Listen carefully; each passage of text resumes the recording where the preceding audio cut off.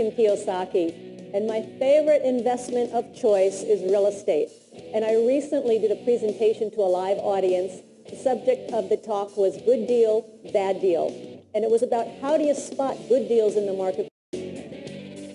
Hi, I'm Kim Kiyosaki, and my favorite investment place versus bad deals, because there's a lot more bad deals out there than good deals. So my forte is how to analyze a deal, how to look at the numbers, how to tell if a property is worth pursuing or not. So I'm going to take you right now to that live performance with an audience. We had about 300 or 400 people, and I trust you'll enjoy it. So here we go. If I can just see a show of hands, how many people here own real estate? Okay, great. How many people do not? Thank you. Okay, a distinction. How many people own investment real estate? Okay, how many do not? Great, thank you. Is there a difference between real estate and investment real estate? Yes. I would say all investment real estate is real estate, but not all. Okay, how many do not? All real estate is investment real estate. And I want to make the distinction because I have so many people come up to me and they said, oh, Kim, I just started investing in real estate. I went, great, what did you buy? They said, oh, I bought my home. I'm like, okay, let's separate out your investment, which is your business. Your investment real estate is business. Your home, you don't buy a home necessarily to make money quickly, right? It's an emotional buy. And so I never consider my home, or if you have a vacation home that you're just going to use, you're not going to rent it out, those are luxuries, basically.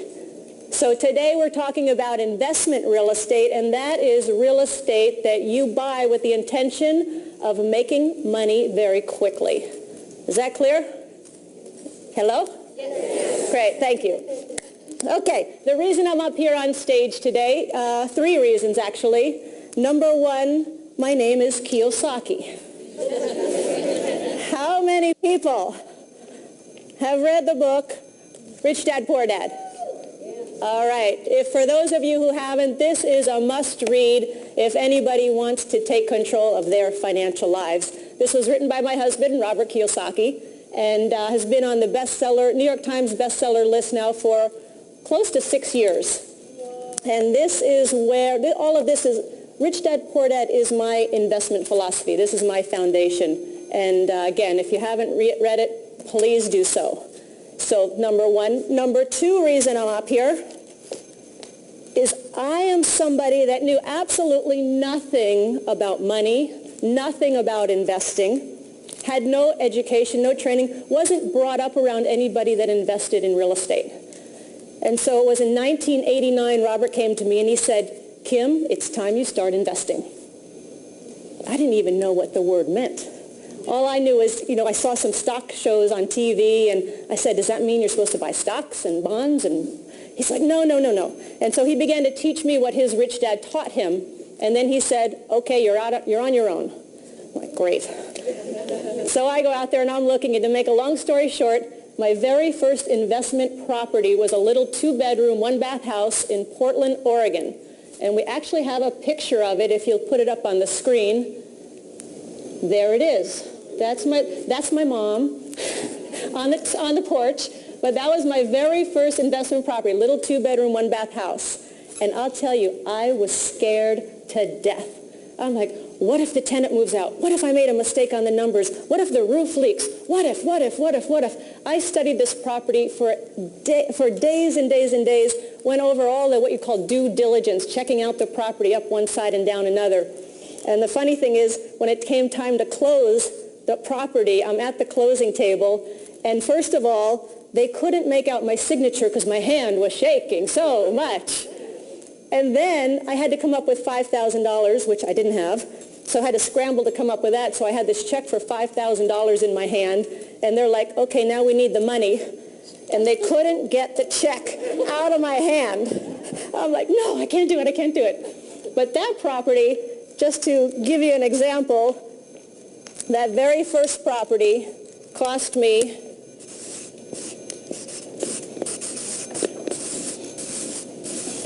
$45,000, As I said, I had to put $5,000 down. And so if anybody here in the audience or who's watching this on video, if you're saying, I don't have the money, I didn't have the money.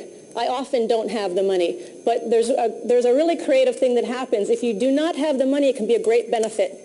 Because all of a sudden, once you see a property and you get excited about it and you want it, you're going to start thinking about, how do I get the money? And you will get so creative, and you'll be amazed at some of the ideas that you come up with and some of the places the money comes from. So never let I don't have money stop you. It's not a valid excuse. Okay.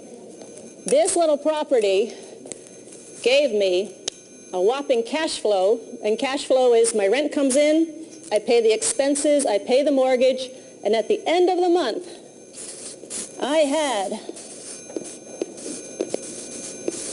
$25 a month positive cash flow. And I was so excited. I was so excited. It was so great. And so that was my very first deal, and that's where I really learned the fundamentals of real estate investing, because even though it was a small property, the basics of investing, the basics of running a property, of managing a property are the same. And so I kept investing, kept learning. I keep investing today. I'm investing all the time. But I wanted to show you one of my most favorite properties. This was one of my most successful real estate deals, and that's this property right here. It's a commercial property, happens to be in Phoenix, Arizona. And the beauty of this property, and let me just say one thing. I ended up with this property because of the biggest investment mistake I ever made in my life led me to this property. And I'm not going to go into the whole story, but basically I was negotiating on another property in Florida. I live in Phoenix.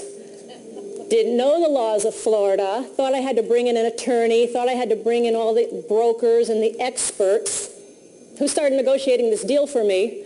And long story short, I lost the deal. We had negotiated for 6 months, and they call me and say, the deal's gone. I'm like, no. And I'm like, I'm not mad at the attorneys, I'm not mad at the brokers, I'm not mad at anybody except me, because I didn't trust myself to do this deal.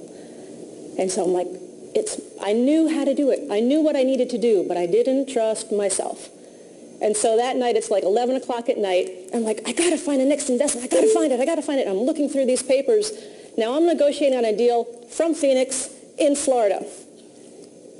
I find this property, which is this property here.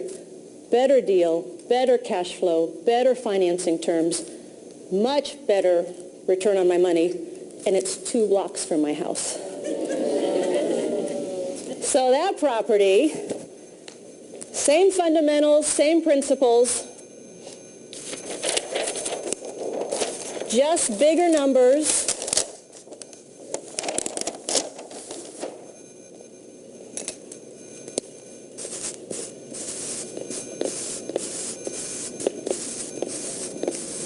That was an $8 million property. Had to put down $1 million, of which I did not have. So I had to find out how to get that money. Again, never let I don't have the money stop you.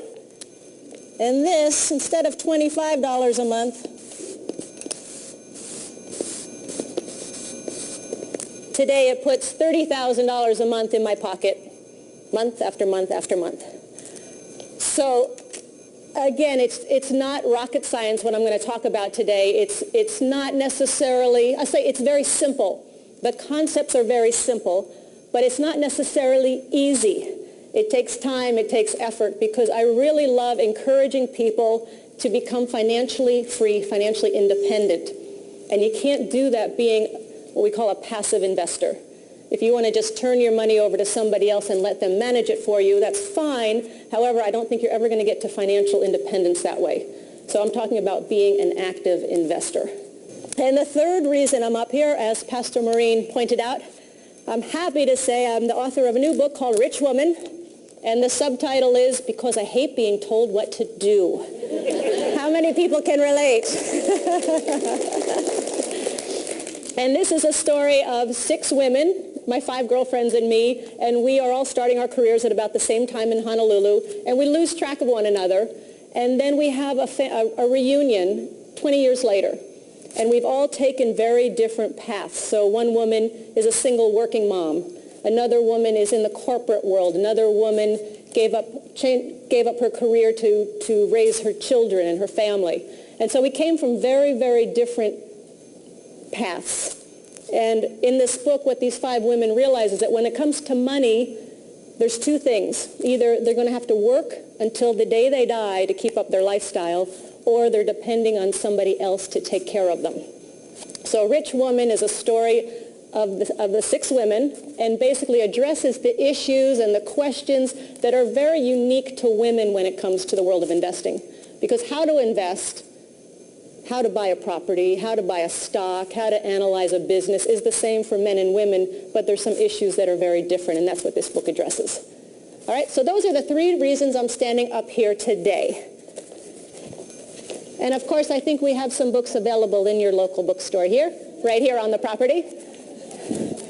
Has anybody read this book, Rich Woman?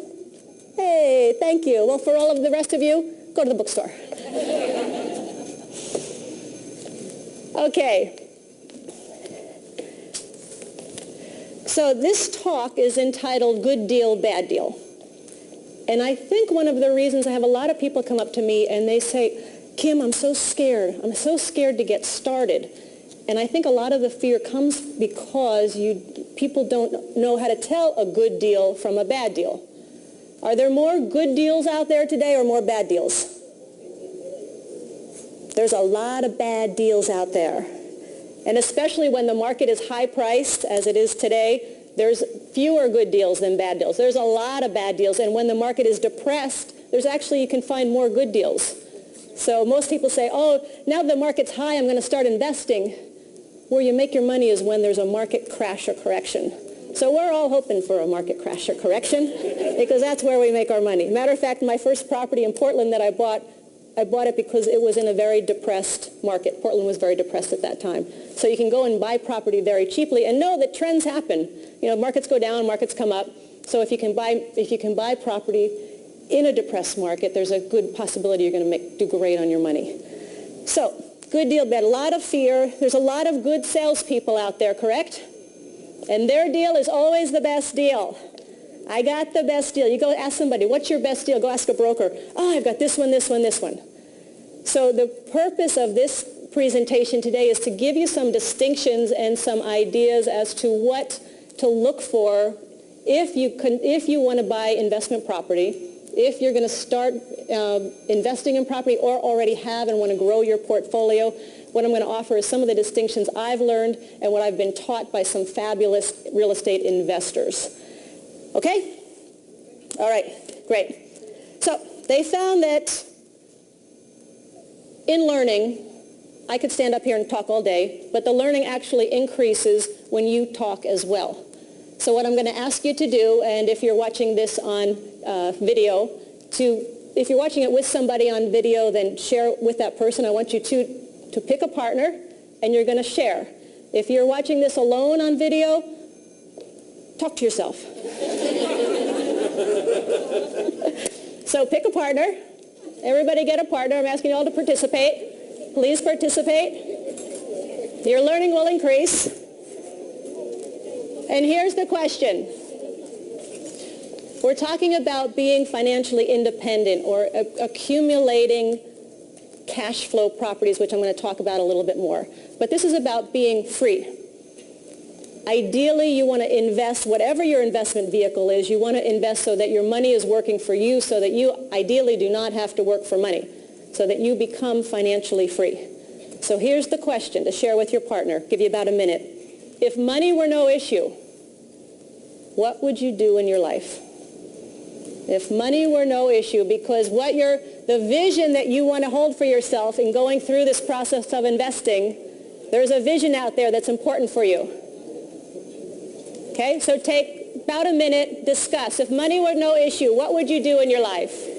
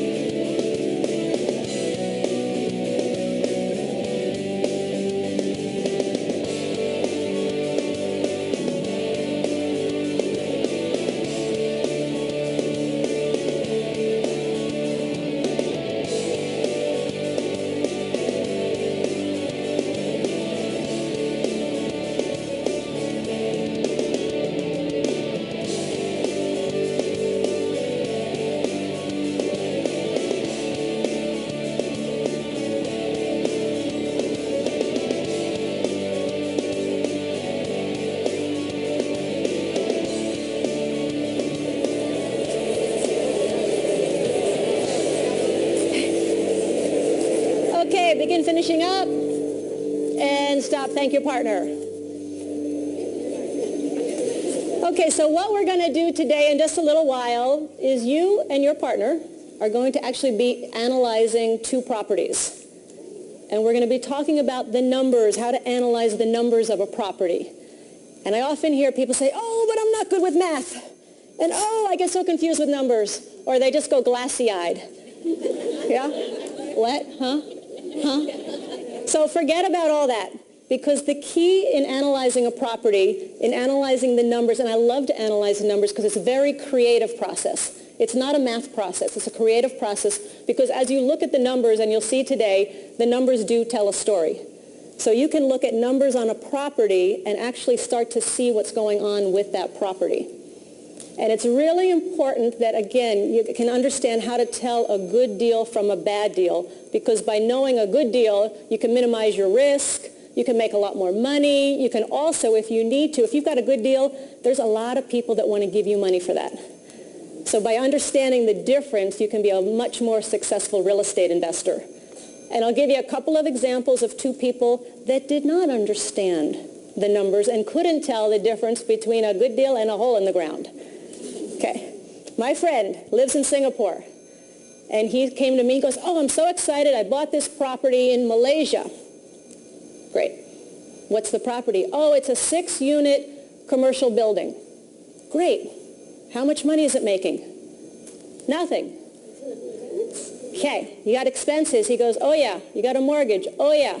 Well, how much money are you losing? Oh, about $7,000 a month. Like, okay. Six units. None of them are rented. Oh, no, one's rented. One's rented. I'm like, so you must have income. He goes, oh, no, it's a church. I can't charge money to a church. So I'm like, okay. I said, I'm looking at this thing, and I finally turned to him. I said, Richard, why did you buy this property? And he goes, oh, they had such a nice glossy brochure. I couldn't pass it up. I go, okay. So do not ever buy a property because it has a nice glossy brochure. Do a little research, do a little homework. I don't think today he owns that property.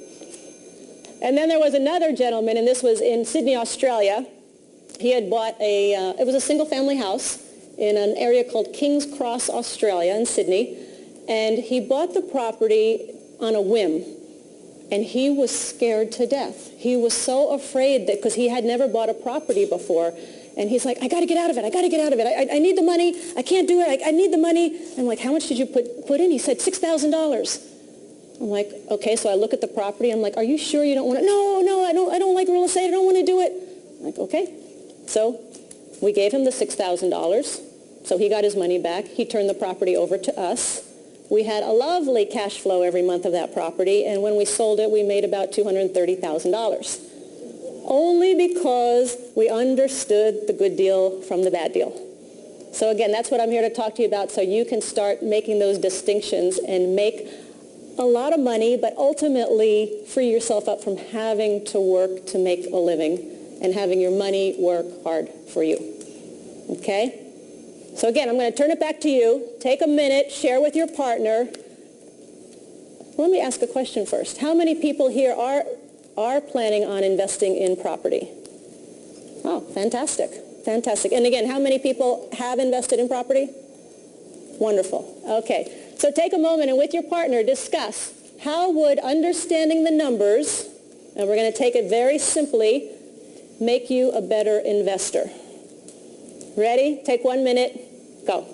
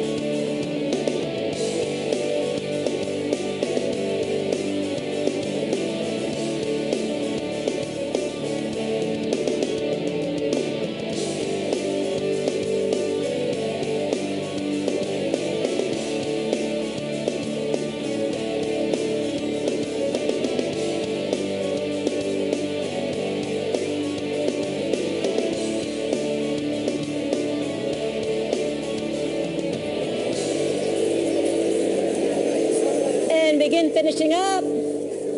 And stop. Thank your partner. If you're watching this alone, thank yourself. Okay, there's two types of ways you can invest in property, and there's so many different vehicles for property. You can buy residential property, you can buy commercial property, you can buy land, you can buy notes, you can buy apartment buildings. There's so many ways you can invest. But whatever type of investment in real estate you're going after, you're usually going for one of two things. And the first is called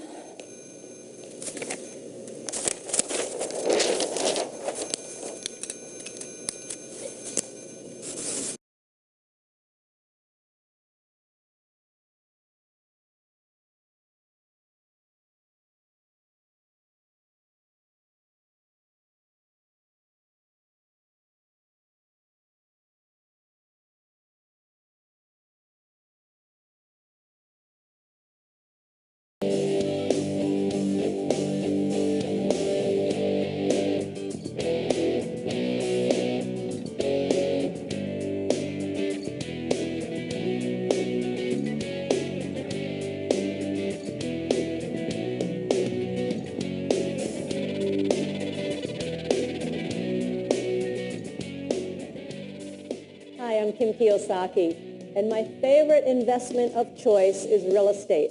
And I recently did a presentation to a live audience. The subject of the talk was good deal, bad deal. And it was about how do you spot good deals in the market.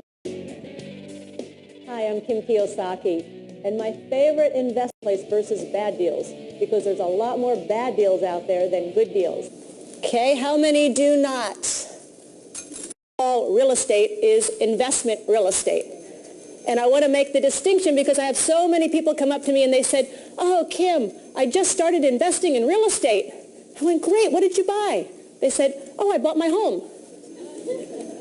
I'm like, okay, let's separate out your investment, which is your business. Your investment real estate is business. Your home, you don't buy a home necessarily to make money quickly, right? It's an emotional buy. And so I never consider my home, or if you have a vacation home that you're just going to use, you're not going to rent it out, those are luxuries, basically. So today we're talking about investment real estate, and that is real estate that you buy with, again, if you haven't read it, please do so. So number one. Number two reason I'm up here is I am somebody that knew absolutely nothing about money, nothing about investing, had no education, no training, wasn't brought up around anybody that invested in real estate. And so it was in 1989, Robert came to me and he said, Kim, it's time you start investing. I didn't even know what the word meant. All I knew is, I saw some stock shows on TV and I said, does that mean you're supposed to buy stocks and bonds? And he's like, no. And so he began to teach me what his rich dad taught him. And then he said, okay, you're on your own. I'm like, great. So I go out there and I'm looking, and to make a long story short, my forte is how to analyze a deal, how to look at the numbers, how to tell if a property is worth pursuing or not. So I'm going to take you right now to that live performance with an audience. We had about 300 or 400 people, and I trust you'll enjoy it. So here we go. If I can just see a show of hands, how many people here own real estate? Okay, great. How many people do not? Thank you. Okay, a distinction. How many people own investment real estate? Okay, how many do not? Great, thank you. Is there a difference between real estate and investment real estate? Yes. I would say all investment real estate is real estate, but not all. The intention of making money very quickly. Is that clear? Hello? Yes. Great, thank you. Okay, the reason I'm up here on stage today, 3 reasons actually. Number 1, my name is Kiyosaki. How many people have read the book Rich Dad, Poor Dad? All right, if for those of you who haven't, this is a must-read if anybody wants to take control of their financial lives. This was written by my husband, Robert Kiyosaki, and has been on the New York Times bestseller list now for close to 6 years. And this is where, all of this is Rich Dad Poor Dad is my investment philosophy. This is my foundation. And